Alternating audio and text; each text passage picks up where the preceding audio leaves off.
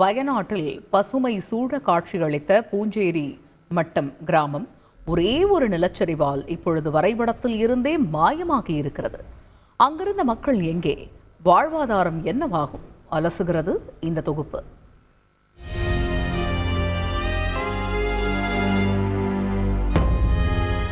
ஒரு நிலச்சரிவு இத்தனை பெரிய ஓரத்தை நிகழ்த்த முடியுமா என்று உலகத்தையே உலுக்கி இருக்கிறது வயநாடு.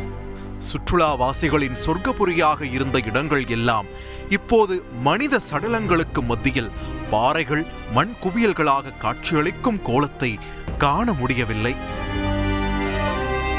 தோண்ட தோண்ட கைகளும் கால்களும் வெளிவந்து கொண்டிருக்கின்றன. இவர்தான் என் மகன் என பெற்ற தாயால் கூட அடையாளம் காட்ட முடியாத அளவுக்கு சிதைந்து போன சடலங்கள். படித்த பள்ளி, இருந்த வீடு, உறவினர்கள் என அத்தனையையும் தொலைத்துவிட்டு நிற்கும் மக்கள் என வயநாடு இன்னும் தன் துயரத்தை மறக்க நாட்கள் ஆகலாம். ஆனால் இந்த நிலச்சரிவால் பூஞ்சேரி மட்டம் என்ற ஒரு கிராமமே உருக்குலைந்து வரைபடத்தில் இருந்தே மாயமானதெல்லாம் இதுவரை யாரும் கேட்டிராத துயரம். சூரல்மலை, முண்டகை உள்ளிட்ட இடங்களை பற்றி பேசிக் கொண்டிருக்கும் சூழலில் பாதிப்பு ஏற்பட்ட பகுதியில் இருந்து 35 கிலோமீட்டர் தொலைவில் உள்ள சாலியார் ஆற்றில் இருந்து இன்னும் சடலங்கள் கிடைத்த வண்ணம் உள்ளன. நிலச்சரிவில் சிக்கி பலியானோரின் எண்ணிக்கையும் 400ஐ கடந்திருக்கக்கூடிய சூழலில் மீட்பு பணிகள் தொடர்ந்து நடந்த வண்ணம்தான் இருக்கிறது.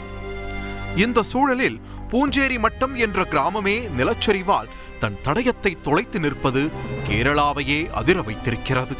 100க்கும் அதிகமான குடும்பங்கள் வசித்து வந்த இந்த கிராமத்தில் இப்போது ஒரு வீடு கூட இல்லை. அதிக உயிரிழப்புகளும் இந்த கிராமத்தில்தானாம்.